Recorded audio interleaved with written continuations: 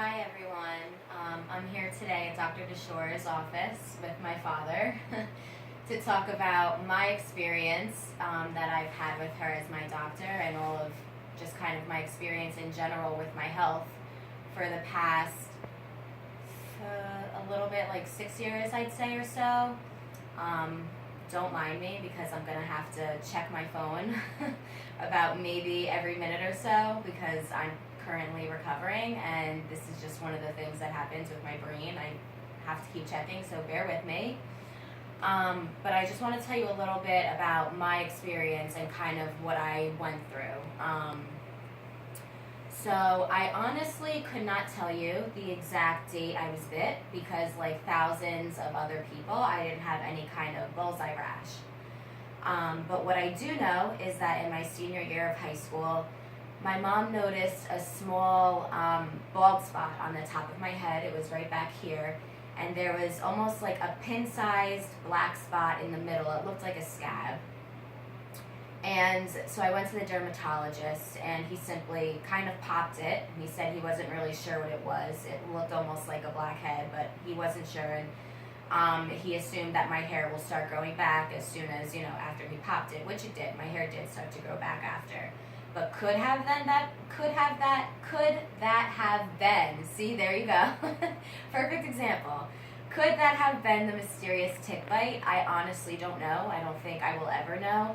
But what I do know, and I do specifically remember, is that about 6 months later, my mental and psychological symptoms started. So I began experiencing anxiety, crazy anxiety, and almost ADD-like symptoms. Now, I'm not talking about moderate anxiety that almost everyone feels at some point. This was different. This wasn't caused by any certain type of upsetting event that you face in your life and you get past. Rather, this was so intense that it was a 24/7 agonizing feeling. And I experienced paralyzing panic attacks, and I didn't know why. A year later, having been accepted to my dream school, which was UDEL, Delaware, I couldn't focus on anything. It was like my brain was stuck. I was always an A student, and slowly my grades began to slip. I was barely getting by in my first year of college. It's like I was reading a 10-word sentence 4 times and not processing what it is actually there. It was so beyond frustrating and so beyond aggravating. So they prescribed me, I went to a certain psychiatrist. He prescribed me Vyvanse, which is ADD medication, and Klonopin, which is anxiety medication. Now by this point, a little bit further on through my first year of college, my physical health began to decline, and I really started to notice a lot more things than just my mentality. I was sick almost every single weekend at school. My roommate secretly hated me for it. Just kidding, but she did wear a mask. She always had her mask on because I was always coming in with either a flu. It was like a cycle of the flu or a sinus infection or something like pneumonia. One time it was pneumonia, but they would just give me a Z-Pack.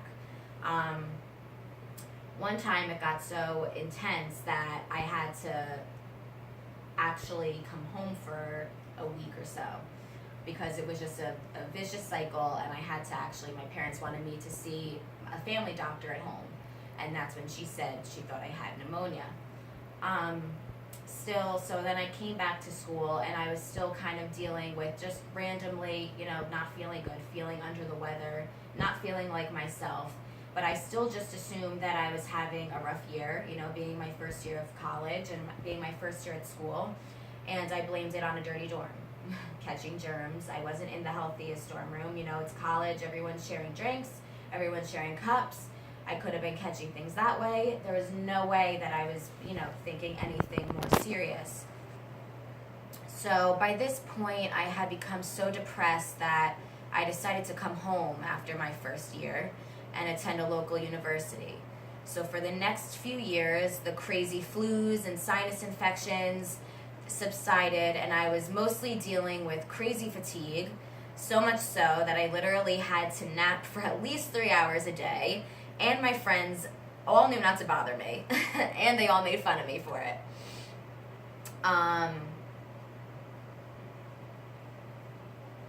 sorry, excuse me. Keep losing my place. And I began to call out of work a lot. I completely did not feel like myself at all. I felt like a completely different person. Like, you know, I became paranoid of how weak I constantly felt, paired with the extreme mental fog and psychological symptoms. I knew something was wrong with me. You know, I was living approximately 17 to 18 years in my healthy body. So I immediately knew when something was up and, you know, not having my healthy body anymore. I knew that there was something going on. I knew that I wasn't myself, and I was determined to find out what was going on with me. So I became, pretty much obsessed with it. I became very obsessed. And so meanwhile, I was still going out with friends. I still had, you know, a social life. I appeared pretty much normal on the outside. Anyone who would see me would say, oh, you know, you look great. How could you, you know, how is there anything wrong with you? So those closest to me knew actually how bad my anxiety was, but not the depression, the extent of the depression and the overall fogginess. It was like all of my senses were kind of numbing out, and I felt very disconnected. And I didn't really relay that to any of my friends because I assumed that was just another symptom of, you know, feeling such bad depression.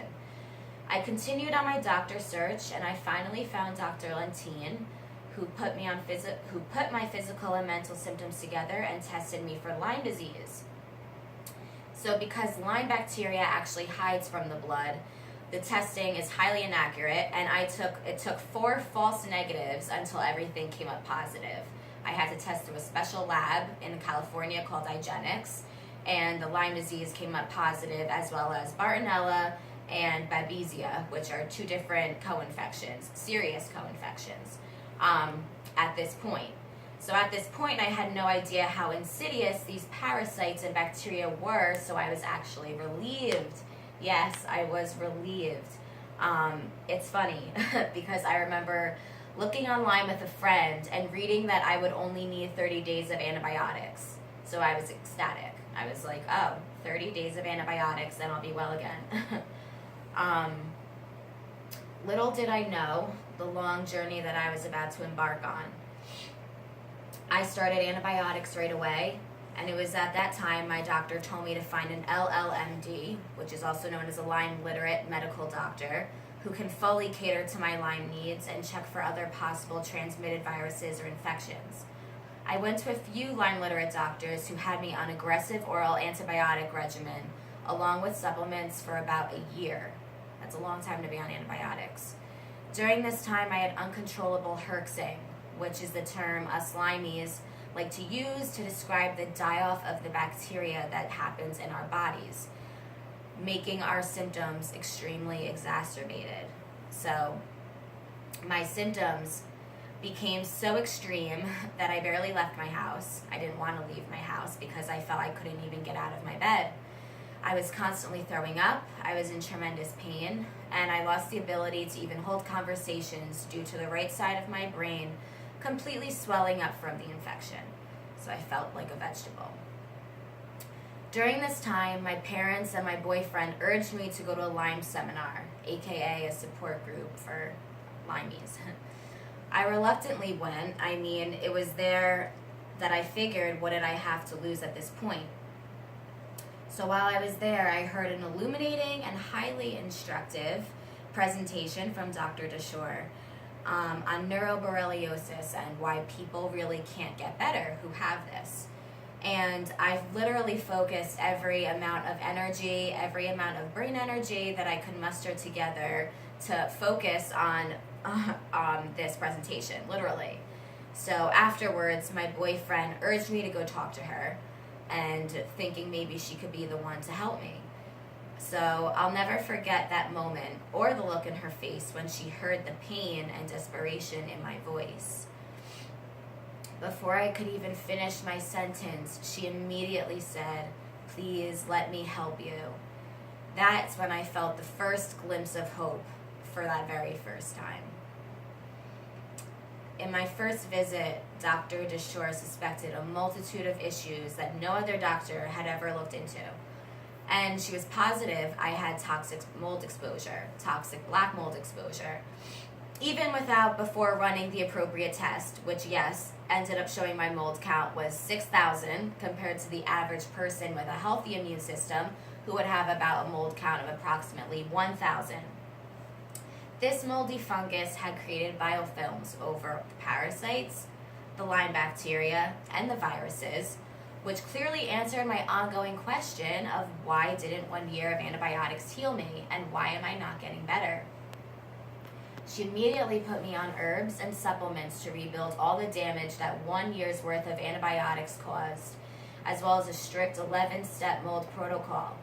Now, not only is my mold count down and in perfect normal range, but because that nasty biofilm is no longer covering all the bacteria, I can continue my battle with Lyme disease knowing that my treatments will work. You don't know how great that is. That Lyme seminar was a blessing, and almost every day I thank God for my encounter with Dr. Dashore. I'm not sure how many doctors would have believed mold to be a major factor, let alone even look into it. If it wasn't for this doctor, I can honestly say that I would not be here today even making this video.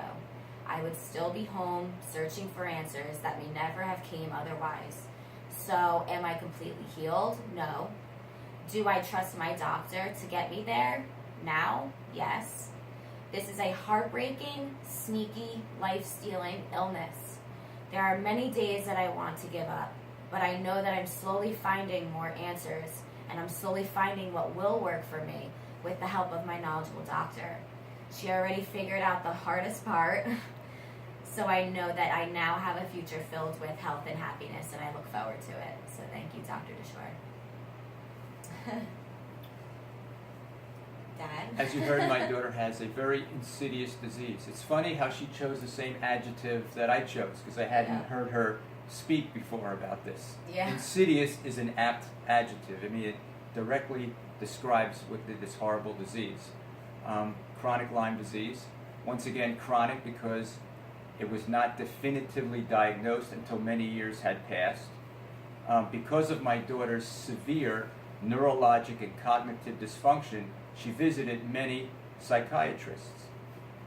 To this day, I am displeased and even baffled at the treatment. You would think that in looking at her, a case where for many years she had no symptoms of anxiety or fog, or brain fog, neurological dysfunction, you would think someone would pose a simple question. Why all of a sudden? To my knowledge, this question was never posed. Instead, it was the expedient treatment of, oh, you have anxiety? Well, take this medication.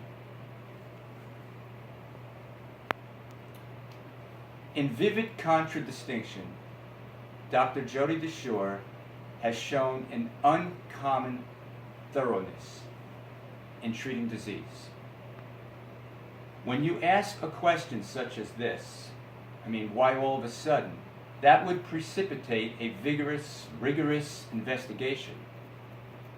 I believe that Jodie Dashore approaches diagnosis in this thorough manner because I think she looks at, in an enduring way, her medical practitioner position as a calling and not a mere job title or a function in society.